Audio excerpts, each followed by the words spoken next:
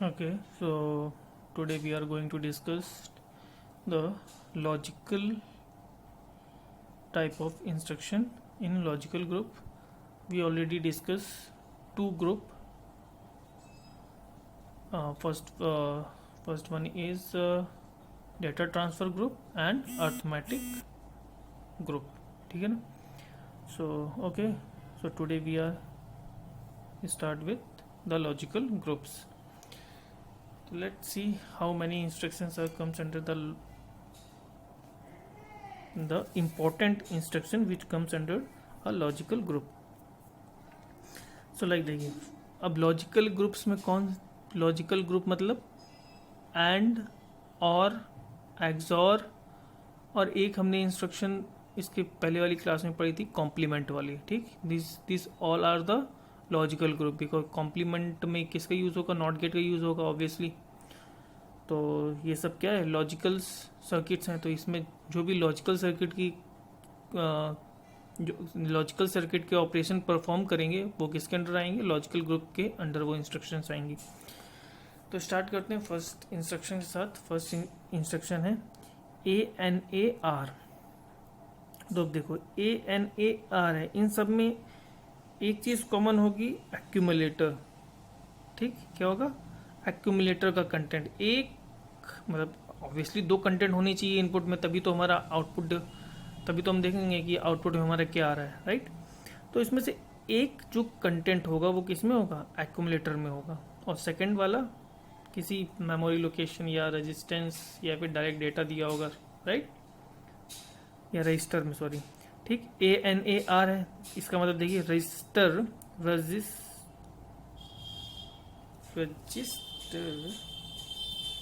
यहाँ पे गलत लिखा होगा ये, that is the register, right.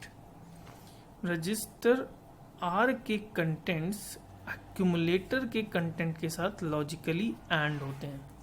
Register R के कंटेंट एक्यूमुलेटर के कंटेंट के साथ लॉजिकली एंड होते हैं, है ना. जब हमें दो नंबर्स का ऑपरेशन एंड के थ्रू कराना हो तो हमें क्या करना पड़ेगा, ANAR करते हैं. ठीक है ना, एंड इंस्ट्रक्शन के लिए ANAR, ताकि आर का कंटेंट किसके साथ एंड हो जाएगा, एक्यूमुलेटर के कंटेंट के साथ. अब फिर सेकेंड वाला देखिए, अब ANM लिखा हुआ है, तो M का मतलब हम डायरेक्टली क्या देखते हैं, M का मतलब क्या है, वो मेमोरी लोकेशन जो HL रजिस्टर पेयर में है, वो मेमोरी लोकेशन जो HL रजिस्टर पेयर में स्टोर्ड है, उसके डेटा और एक्यूमुलेटर के कंटेंट आपस में क्या होंगे, एंड होंगे. देखो HL, देखो यहाँ पे S लिखा हुआ है, HL रजिस्टर पेयर द्वारा स्पेसिफाइड मेमोरी लोकेशन के कंटेंट्स, HL रजिस्टर पेयर द्वारा स्पेसिफाइड मेमोरी लोकेशन के कंटेंट्स एक्यूमुलेटर के कंटेंट्स के साथ लॉजिकली एंड होते हैं. ठीक है ना, HL रजिस्टर पेयर में जो लोकेशन होगी उसका डेटा, ठीक है ना, या उसका कंटेंट किसके साथ एंड, और एक्यूमुलेटर के कंटेंट के साथ लॉजिकली एंड होगा. Okay, then ANI. अब देखिए इमीडिएट है तो डेटा डायरेक्ट दिया गया है, तो डायरेक्ट ये डेटा किसके साथ एंड हो जाएगा, जो एक्यूमुलेटर में कंटेंट दिया होगा. ठीक, दिया गया डेटा एक्यूमुलेटर के कंटेंट के साथ लॉजिकली एंड होता है.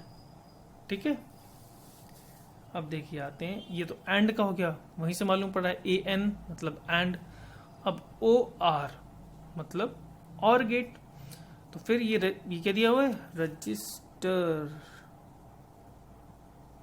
ठीक है ना, रजिस्टर आर है ना, रजिस्टर आर के कंटेंट एक्यूमुलेटर के कंटेंट के साथ ऑर्ड होते हैं. यहाँ पर रजिस्टर का कंटेंट एक्यूमुलेटर के कंटेंट के साथ क्या होगा, ऑर्ड होगा, OR है ना, और गेट परफॉर्म करेगा, और गेट का ऑपरेशन परफॉर्म करेगा. लिखा हुआ है ORAM, तो मतलब HL रजिस्टर पेयर में दिए गए एड्रेस का कंटेंट एक्यूमुलेटर के कंटेंट के साथ क्या होगा, ऑर्ड होगा.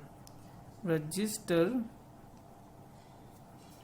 पेयर HL द्वारा स्पेसिफाइड मेमोरी लोकेशन के कंटेंट एक्यूमुलेटर के कंटेंट्स के साथ ऑर्ड होते हैं, राइट. अब फिर देखो ORI डेटा, तो ऑब्वियसली क्या हो गया, इमीडिएट मतलब डायरेक्ट डेटा दिया होगा। दिया गया डेटा एक्यूमुलेटर के कंटेंट के साथ ऑर्ड होता है। दिया गया डेटा एक्यूमुलेटर के कंटेंट के साथ क्या होगा, ऑर्ड होगा। ठीक है, चलो पहले भी ऑर्ड वाला से हम एक चीज तो मिस कर गए हमने, इसकी bytes, how many bytes used by these instructions. तो जैसे देखिए पहला क्या है, ANAR है। इस ये देखने से मालूम पड़ा, पहले तो देखिए ये पूरी जितनी भी हमारी लॉजिकल ग्रुप की इंस्ट्रक्शन है सारी मैक्सिमम 1 बाइट है। एक दो है जो 2 बाइट्स की इंस्ट्रक्शन है। देखो ANAR कितनी बाइट की इंस्ट्रक्शन है, अब तक तो मालूम ही पड़ गया होगा ना, अब तक तो काफ़ी अच्छे से आ गया होगा कि क्या है, 1 बाइट इंस्ट्रक्शन है। बिकॉज अगर हमें इसको एग्जीक्यूट करना है, हम क्या मेनली इसका मतलब क्या होता है, ये इंस्ट्रक्शन जब हम लिखते हैं अपने प्रोग्राम में, फिर जब हम सेव करते हैं ये, तो ये मेमोरी में, मेन मेमोरी में कितना स्पेस लेती है, तो ये कितने 1 बाइट स्पेस लेगी। लेकिन अगर इसे हमें दूसरी तरीके से समझना है तो हम ऐसा समझें कि अगर हमें इस इंस्ट्रक्शन, जो हमारी ये इंस्ट्रक्शन, लेट सपोज ये इंस्ट्रक्शन हमारी सेव है मेमोरी में, अब हमें इस इंस्ट्रक्शन को एग्जीक्यूट करना है, तो प्रोसेसर कितने बार जाएगा, मतलब कितनी बाइट यूज करेगा बार बार, तो हम उससे निकालते हैं। लाइक हमें इस प्रोग्राम को मतलब इस इंस्ट्रक्शन को एग्जीक्यूट करना है, तो क्या करेगा प्रोसेसर, पहले क्या करेगा, ANA देखेगा। ANA का क्या करना पड़ेगा, ऑपकोड लाना पड़ेगा, कहाँ से, मेमोरी लोकेशन से। तो ANA का ऑपकोड फैच करके लाएगा, तो कितने बाइट का होगा वो, 1 बाइट की, या 8 बिट या 1 बाइट की होगी। तो 1 बाइट लेके आ गया, तो मतलब ये 1 बाइट तो मेमोरी में ले रखा होगा इसने स्पेस, तभी तो 1 बाइट की ऑपकोड लेके आया। फिर अब ये जो रजिस्टर है ये कहाँ है, ये तो प्रोसेसर के अंदर ही है। तो इसे एक्सेस करने के लिए अब क्या, प्रोसेसर को मेमोरी के पास जाने की जरूरत नहीं, तो मेमोरी के पास जाके कितने बाइट लेके आया, सिर्फ 1 बाइट। तो ये इसका मतलब ये इंस्ट्रक्शन कितने बाइट की है, 1 बाइट इंस्ट्रक्शन है। इसी तरह ANAM की देखो, तो अब अगर इसे एग्जीक्यूट करना हो तो ANA को एक्सेस करना है, तो पहले इसका ऑपकोड लाना पड़ेगा। ऑपकोड लाने के लिए कहाँ जाना पड़ेगा, मेमोरी के पास जाना पड़ेगा, मेमोरी एक्सेस करना पड़ेगा, तो 1 बाइट मेमोरी से इसका ऑपकोड लेके आ गया। फिर M मतलब HL रजिस्टर पेयर, वो किसके अंदर है, प्रोसेसर के अंदर है। तो इसको एक्सेस करने के लिए हमें मेमोरी के पास जाने की ज़रूरत नहीं है। तो हमने कितना मेमोरी से कितनी बाइट लेके आए, 1 बाइट। तो इसका मतलब ये इंस्ट्रक्शन मेमोरी में कितना स्पेस लेके रखा है इसने, 1 बाइट स्पेस लेके रखा है। ANI डेटा, अब देखो अगर इस इंस्ट्रक्शन को एग्जीक्यूट करना है तो पहले ANI का हमें ऑपकोड चाहिए, प्रोसेसर को ANI का ऑपकोड लेने मेमोरी के पास गया, 1 बाइट लेके आ गया। देन फिर डेटा, अब डेटा कहाँ से, फिर से ये डेटा मेमोरी में सेव होगा। अब ये डेटा चाहिए तो कहीं ना कहीं तो स्टोर होगा, तो ये एक्चुअल में डेटा कहाँ होगा, मेमोरी में। तो अब फिर से इस डेटा को एक्सेस करना है तो कहाँ जाना पड़ेगा, मेमोरी के पास। तो फिर 1 बाइट लेके आया, क्योंकि 8 बिट का ही डाटा है, तो 8 बिट का डाटा लेके आया। तो ANI 1 बाइट एंड 1 बाइट का डाटा, तो कितनी टोटल बाइट हो गई, मेमोरी से हम लेके आए, प्रोसेसर कितनी बाइट लेके आया, 2 बाइट। इसका मतलब ये इंस्ट्रक्शन कितनी मेमोरी ऑक्युपाई कर रखा होगा इसने, कितनी मेमोरी ऑक्युपाई कर रखा होगा इसने मेन मेमोरी में, 2 बाइट मेमोरी। ठीक है, तो ये इंस्ट्रक्शन कितनी बाइट की होगी, 2 बाइट। अब ORAR, तो ये भी क्या है, 1 बाइट, क्योंकि ORA का ऑपकोड 1 बाइट का लेने मतलब मेमोरी से लेने जाएगा, लेकिन R तो क्या, रजिस्टर तो इसके प्रोसेसर के अंदर ही है, तो इसको एक्सेस करने के लिए मेमोरी के पास जाने की जरूरत नहीं। तो ये कितने बाइट की इंस्ट्रक्शन है, 1 बाइट इंस्ट्रक्शन है। अब ORAM same 1 byte instruction, because ORA opcode, M क्या, HL register pair, it's again inside the processor, so do not need to go outside the processor to access HL register pair। so ये कितने bite की instruction हो गई, 1 byte instruction हो गई। ORI data, फिर अब ORI ऑपकोड, तो मेमोरी के पास जाना पड़ेगा हमें फैच करने के लिए, इसका ऑपकोड फैच करके ले आए। देन फिर डेटा अगेन कहाँ है, मेमोरी में सेव है, तो फिर हमें डेटा अगर हमें लेना है तो हमें कहाँ जाना पड़ेगा, मेमोरी के पास। फिर मेमोरी के पास गए और डेटा लेके आए।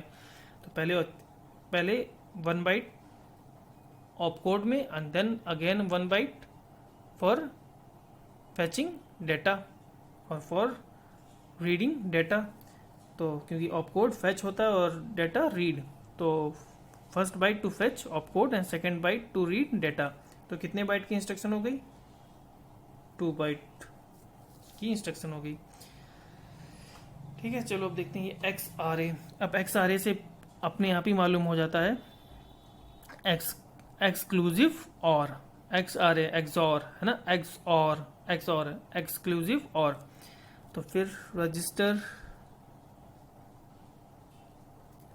रजिस्टर आर के कंटेंट एक्यूमुलेटर के कंटेंट के साथ एक्सक्लूसिवली ऑर्ड होते हैं ना, एक्सक्लूसिवली और मतलब एक्सऑर है ना। तो एक्सॉर है, रजिस्टर आर का कंटेंट एक्यूमुलेटर के कंटेंट के साथ क्या हो जाएगा? एक्सॉर मतलब एक्सक्लूसिवली ऑर्ड हो जाएगा। ठीक, ये कौन सा इंस्ट्रक्शन परफॉर्म करेगी, कौन सा टास्क? एक्सॉर वाला। और ये कितने बाइट की इंस्ट्रक्शन हो गई? 1 byte for xor A opcode, 1 byte to fetch opcode of xra, and again register r is inside a processor, so do not need to go outside the processor to access this register. So only 1 byte is used in memory by this instruction. So this is a 1 byte instruction. Okay, next XRAM again, जो अब ये memory मतलब कौन सी लोग कहाँ पे हो sorry XRAM, तो ये M मेमोरी मतलब इसकी लोकेशन कहाँ पर होगी? HL रजिस्टर पेयर में। तो जो HL रजिस्टर पेयर में मेमोरी लोकेशन है उसके कंटेंट और एक्यूमुलेटर के कंटेंट आपस में क्या हो गया? एक्सक्लूसिवली ऑर्ड होंगे। देखो, HL रजिस्टर पेयर द्वारा स्पेसिफाइड मेमोरी लोकेशन के कंटेंट्स एक्यूमुलेटर के कंटेंट्स के साथ एक्सक्लूसिवली ऑर्ड होते हैं। अब ये कितने बाइट की इंस्ट्रक्शन है? 1 byte for fetching opcode, and then अगर मेमोरी पे है तो मतलब HL रजिस्टर पेयर, तो ये कहाँ है? Inside a processor. सो हमें बाहर जाने यानी माइक्रो प्रोसेसर के बाहर यानी मेमोरी के पास, मेन मेमोरी के पास जाने की ज़रूरत नहीं है। तो इसका मतलब मेमोरी में कितने बाइट यूज़ कर रखी है इसने? 1 बाइट, क्योंकि हमें सिर्फ 1 बाइट ही तो लेने जाना पड़ा मेमोरी के पास। तो ये कितने बाइट की इंस्ट्रक्शन है? 1 बाइट। अब फिर XRI डाटा तो मतलब इमीडिएट है, एक्सॉर है, डायरेक्टली डेटा और एक्यूमुलेटर में जो हमारा स्टोर डाटा है वो क्या होगा? आपस में दोनों कंटेंट एक्सॉर्ड हो जाएंगे। देखो, दिया गया डाटा एक्यूमुलेटर के कंटेंट के साथ एक्सक्लूसिवली ऑर्ड होता है। तो ये कितने बाइट की इंस्ट्रक्शन है? तो 1 byte to fetch opcode of XRI and second byte is to read data. भाई इस इंस्ट्रक्शन को हमें अगर एग्जीक्यूट करना है तो पहले हमें इसका ऑपकोड लेना, क्योंकि हम एक बार में कितनी बाइट ला सकते हैं? 1 बाइट या 8 बिट ला सकते हैं। तो 1 बाइट पहले हम क्या ऑपकोड लेके आएंगे, तो XRI का ऑपकोड आ गया। सेकेंड बाइट किसके लिए यूज होगा? डाटा रीड करने के लिए। तो ये किसका मतलब ये कितने बाइट ले रखा होगा इसने, ऑक्यूपाई कर रखा होगा मेमोरी में? 2 बाइट। तो ये कितने 2 बाइट इंस्ट्रक्शन हो गई। अब CMA मतलब कॉम्प्लीमेंट, एक्यूमुलेटर के कंटेंट कॉम्प्लीमेंट होते हैं, डायरेक्टली क्या हो जाएंगे? कॉम्प्लीमेंट हो जाएंगे एक्यूमुलेटर के कंटेंट। तो ये कितना 1 बाइट सिर्फ ऑपकोड ही तो है, तो ये कितने का है? 1 बाइट इंस्ट्रक्शन हो गई। ठीक है, this is all about the logical type of instructions. Okay, thank you.